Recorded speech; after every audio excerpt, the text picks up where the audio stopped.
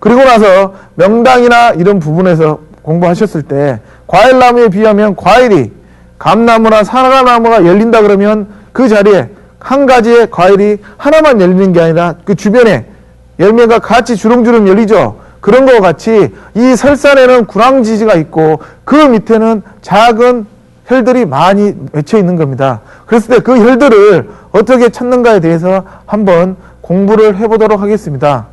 지금 보시는 지도에서 설산에 있는 밑부분에 이 네모나게 쳐진 부분, 이 부분을 저희가 우리가 용맥을 그려본다 그럽니다. 용맥이라는 것은 지도의 어떤 능선을 이렇게 그려보는 겁니다. 그려보셨을 때 이렇게 쉽게 말하면 이렇게 청룡백구가 쌓여 있다거나 어떤 기운이 좋은 자리를 판단하시면 되는데요. 이 가운데 있는 자리에서 저희가 맥을 한번 그려서 보니까 어떻습니까?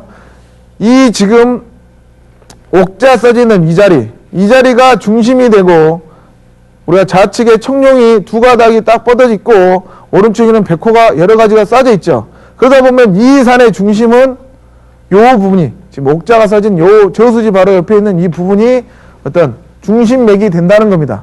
그러면 우리가 이 명당, 작은 명당은 이 자리가 명당이 되겠습니다. 그럼 이 부분을 저희가 이제 사진으로 보시게 된다 그러면 보시는 것 같이 이 가운데 보면 예쁘고 동그란 산 있죠? 이 부분이 제가 명당이 되는 겁니다. 이렇게 명당이라고 하는 거는요, 산이 동글동글하게 예쁘고 솥을 엎어놓은 것 같고 종을 엎어놓은 것 같고 이렇게 단정해야 되는 겁니다. 산을 봤는데 산이 삐뚤어지고 경사가 많이 지고 그런 것보다는 산이 이렇게 동글동글하고 예쁜 거 우리가 봤을 때 이 산 진짜 예쁘게 생겼다. 그런 자리가 명당이 생긴다는 거고요. 이 바로 있는 뒤에 있는 산의 이름은 괴일산이라고 그럽니다. 괴일산. 걸괴자 해가지고 해가 걸려있다는 산입니다. 그렇기 때문에 예전에 산사들께서도 어떤 산의 이름을 정할 때도 이거는 해가 걸려있는 산이다. 그리고 이 밑에는 혈이 일락함제라 그럽니다. 해가 떨어지는 형국에 명당이 생겨 있다는 그런 거고요. 제가 이제 사진으로 보시게 된다면 이 산이 지금 이 뽕오리를 해로 보셨다면 이 해가 하나, 두 번째 뽕오리 있죠? 이 두 번째, 세 번째 이렇게 천천히 층층이 이렇게 떨어지는 어떤 그런 모습을 갖고 있기 때문에 여기를 일락함지라고 그러는 거고 이 뒤에 있는 혈을 괴일산이라고 그러는 겁니다. 그리고 보실 때 이 산은 두 번째, 세 번째 이렇게 산이 뇌고치가 어떤 잠을 3번 자고 나서 나비가 되는 것 같이 이 산도 뒤에서 결인이라고 그럽니다. 쉽게 말하면 모래시계와 같이 뒤에 이렇게 짤로 계셔가지고 한 번 다시 결인해가지고 또 산이 만들어지고 또 한 번 이렇게 결인해가지고 산이 만들어지고 이런 식으로 해가지고 이 밑에 혈이 만들어지는 겁니다.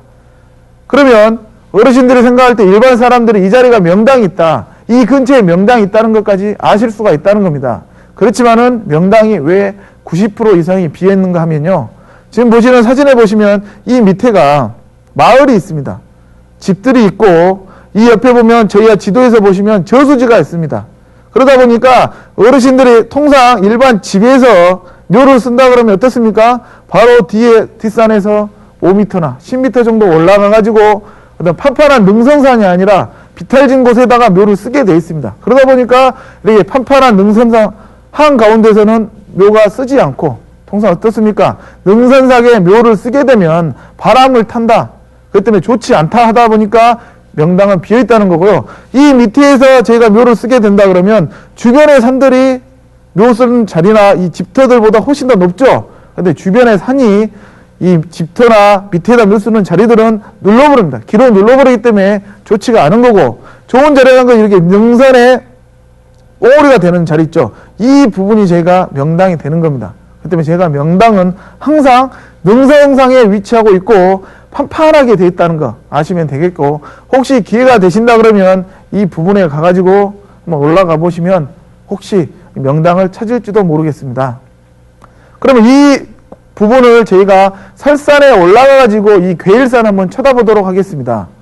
설산에 올라가가지고 이 괴일산을 쳐다보니까 지금 보시면 방금 보셨던 날개가 있고 이렇게 된 산이 설산 꼭대기에서 한번 쳐다서 보니까 이 산 어떻게 생겼습니까? 일부 우리가 자세히 들여다보면 지금 사자 머리가 같고 사자가 지금 딱 앉아있는 것 같이 보이기도 합니다. 그래가지고 설산에는 또 이 괴일산에 사자 앙천형, 사자가 울보짖고 있다는 명당이 있다고 그런 또 소문도 있습니다. 그렇지만은 이렇게 괴일산이라는 것은 명당에서 쳐다봤을 때, 우리가 사람의 이름을 정할 때도 애기가 태어나고 나서 이름을 지은 것 같이 우리가 명당을 찾고 나서, 그리고 나서 그 명당에서 쳐다봤을 때 이 산은 어떤 형국이다, 그래가지고 이름을 붙이는 겁니다. 그랬을 때 산 이름도 어떤 해가 걸려있는 산이고 밑에 있는 명당도 일락함지, 해가 떨어지는 형국의 명당이라는 거지. 이렇게 설산에서 쳐다봤을 때 눈에 보이는 게 사자같이 보인다 해가지고 여기가 사자 앙천형이라고 한다는 것은 좀 잘못된 것이라고 생각하시면 되는 거고요. 이렇게 풍수 이론 중에 형목론이라는 이론이 있습니다. 산의 모양을 보고 나서 이 산이 어떻게 생겼냐에 따라서 이름을 붙이는 겁니다. 지금 보시는 것 같이 호랑이가 어떤 나오는 것 같은 형국의 산을 맹호출리병이라고 그러고, 금닭이 어떤 알을 품고 있는 형, 금계포란형, 그리고 이렇게 거북이가 내려오고 있는 형, 그리고 지네가 나오는 형, 이런 식으로 산의 모양을 보고 이 산은 어떻게 생겼다, 어떤 주관적인 입장에서 이렇게 맹호출리병, 금계포란형, 뭐 금구하수형, 지주장방형 같은 말을 하게 되는데요. 이런다 그러면 이 이름을 붙인 사람은 그러게 보이기 때문에 똑같이 말을 하겠지만은 일반 사람들이 어떻습니까? 일반 사람들이 쳐다봤을 때는 이게 호랑이도 보일 수도 있고 호랑이가 아니라 사자로 보일 수도 있고, 그렇기 때문에 이렇게 형국론이라고 하는 거는 어떤 우리가 말하면 이름을 정하는 것과 똑같기 때문에 이 이름이라는 거는 약간의 어떤 차이가 있을 수가 있습니다. 그렇기 때문에 우리가 맹호출리명이다, 그럼 호랑이에서 명당이 생긴다 그러면 우리가 말하는 호랑이의 머리에 명당이 생기냐, 아니면 뭐 다리 앞발에 생기냐, 아니면 뒷발이냐, 이런 식으로 명당을 찾아가는 것은 우리가 좀 과학적이지 않는다고 생각하시면 되겠습니다. 그렇기 때문에 방금 보셨던 어떤 괴일산도 산의 이름조차도 어떤 해가 이렇게 떨어지는 형국이고, 그렇기 때문에 저희가 보는 방향에 따라서 산의 이름을 판단하시면 안 되는 거고, 가장 중요한 거는 명당에서 쳐다봤을 때 어떤 그 이름을 정하신다고 생각하시면 되겠습니다. 그러면 바로 옆에 있는 부분을 또 한번 봐보겠습니다. 방금 보셨던 이 부분 말고 부 옆에를 크게 또 보시게 되면 이 산이라는 것은 설산 밑에는 어떤 좋은 기운이기 때문에 이 안에 있는 능선들은 어떤 좋은 기운을 맺고 있습니다. 그렇기 때문에 이 부분도 제가 이렇게 능선을 그리게 되면 맥들이 여러 가지가 있죠. 그랬을 때 중심맥은 이 부분이 중심맥이 되는 겁니다. 중심맥이 되고, 이 부분이 청룡이 되고, 청룡이 크게 두 가닥으로 되어 있고 백호가 있고, 그 다음에 옆에 있는 작은 맥들은 이 중간맥을 보호하고 있는 산입니다. 그랬을 때 중요한 자리는 이 설옥이라는 마을, 요 부분에 있는 뒷산이 어떤 좋은 자리라고 생각하시면 되겠습니다. 그래서 이 부분을 제가 이제 사진으로 보시게 된다 그러면 방금 보셨던 부분이 이 자리를 말하는 겁니다. 그러면 저희가 명당을 찾아가지고 이 자리에다가 묘를 쓴다고 했을 때, 묘를 쓴다 그러면 저는 보시면 이런 능선상 있죠? 이 능선이나 이 능선상에다 조상을 모셔야 되지만은 일반 사람들이 생각하기에 이렇게 최근 들어는 어떻습니까? 명당이라는 거는 택시, 버스, 낚시터 있는 곳, 이렇게 사람이 묘를 찾아갔을 때 편한 곳, 그때 우리 논이나 밭에 근처에 있는 곳을 찾다 보니까 능선이 아닌 밑에 있는 끝부분에다 저희가 묘를 써 있습니다. 그렇지만은 이 자리는 위에가 명당이기 때문에 그 밑에 끝부분에다가도 묘를 썼어도 어떤 그 자손들이 어떤 기운을 받고 지금 이 자손들은 상당히 지금 저희가 잘 돼 있는 거로 알 수가 있습니다. 그렇지만 우리가 이 자리에서 명당을 찾은다 했을 경우에는 이런 끝부분이 아니라 이 능선에 있는 판판한 부분을 찾아야지만이 이 주변의 산들과 어떤 어깨를 나란히 할 수 있다는 겁니다. 그렇듯이 이렇게 명당을 이렇게 작은 범위로 청룡백호를 그려보면 중심맥을 찾고 또 중심맥을 찾을 수 있는 것 같이 저희가 지도를 가지고 명당을 찾는다는 것은 나무 가지에서 열매를 찾는 것 같이, 열매를 찾는다면 어떻습니까? 가지에서 이 중심맥을 항상 찾아가는 겁니다. 그렇기 때문에 저희가 지도를 눈으로 보는 것이 아니라 공중에 떠가지고 지도를 맥을 그리다 보면 그 맥 중에 가장 중심이 되는 게 어떤 맥인가를 찾다 보면 그 자리가 어떤 명당의 확률이 상당히 많다는 겁니다. 그럼 우리가 이렇게 작게 쳐다보는 게 아니라 지금 방금 보셨던 자리같이 이렇게 작은 부위만 쳐다보는 게 아니라 이렇게 크게 한번 쳐다보겠습니다.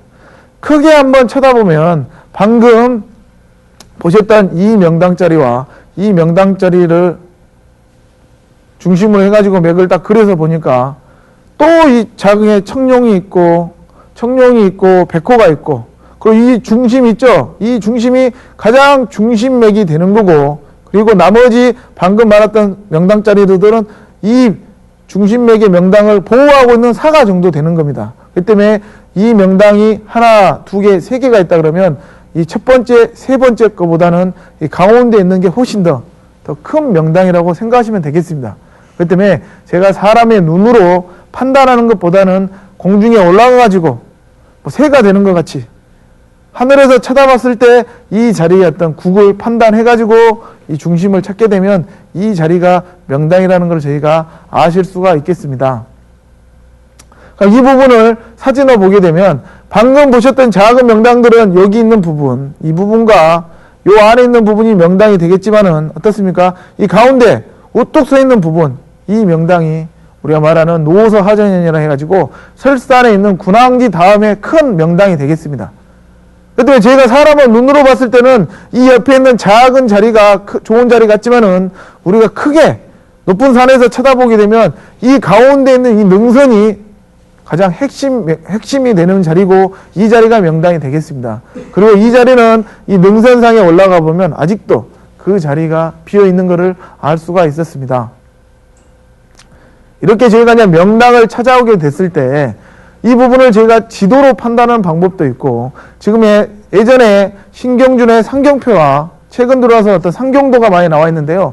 그 부분을 보시게 된다 그러면 산이라는 거는 어디에서 이렇게 산이 흘러왔는지 저희가 알 수가 있다는 겁니다. 지금 보시는 이 도면이라는 거는 보시면 표로 돼 있죠. 이 표라는 거는 산의 어떤 족보와도 같은 겁니다. 그렇기 때문에 이 산이라는 거는 서음산에서 와가지고 바로 밑에 설산 그리고 괴일산 그 다음에 무의산 그 다음에 과치제 그리고 연산이 되고 연산에서 방아제에서 이제 만덕산으로 왔다. 이런 식으로 산의 족보와 같이 저희가 한 1800년도에 우리 신경준 선생님께서 이렇게 상경도를 다 작성을 해 놓은 겁니다. 그렇기 때문에 제가 어떤 최근에 들어와서는 뭐 신문에 연재되거나 풍수하시는 분이 그 자리가 명당자리인지 아닌지를 판단할 때 제일 먼저 하시는 게 이 산은 어디에서 왔고 이 산은 또 어디에서 와가지고 이 산은 맥은 뻗어가서 어느 쪽으로 가고 이런 부분을 상세히 설명해 놓습니다. 근데 그 설명이라는 거를 일반 사람들이 보기에는 대단히 신기하고 역시 공부를 많이 하시다 보니까 그런 자리를 산이 어떻게 오시는가를 알 수 있다 생각하실지 모르겠는데 산이라는 거는 물을 건너지 못한다는 그 제가 원칙을 설명해 드렸죠. 그런 원칙으로 따진다 보면 쉽게 산의 족보를 찾을 수도 있고 아니면 지금과 같이 이렇게 상경표를 보시게 되면 우리가 지금 있는 산에 뒤에 있는 조상들은 우리가 말하면 아버지, 어머니, 할아버지, 할머니, 뭐 고조, 중조 이런 분이 어디서 왔는지도 충분히 알 수가 있다는 겁니다. 그럼 이렇게 표로만 나와 있냐? 최근 들어서 이 표를 지금 보시는 것과 같이 지도로 표시가 되어 있습니다. 그렇기 때문에 표로 보시면 좀 어려울지 모르겠는데 지금 보시는 것 같이 산은 이 내장산, 우리가 보셨던 설산은 내장산에서 해서 추월산을 거쳐가지고 우리가 광덕산, 우리가 순창에 있는 강천세에 있는 광덕산 있죠? 이 광덕산을 지나서 덕진봉, 봉황산, 서암산, 그래가지고 설산이 오는 겁니다. 이 설산은 또 괴일산, 무의산, 연산, 만덕산, 국수봉 이런 식으로 무등산까지 가는 게 이게 한눈에 제가 지도만 보고도 알 수가 있다는 겁니다.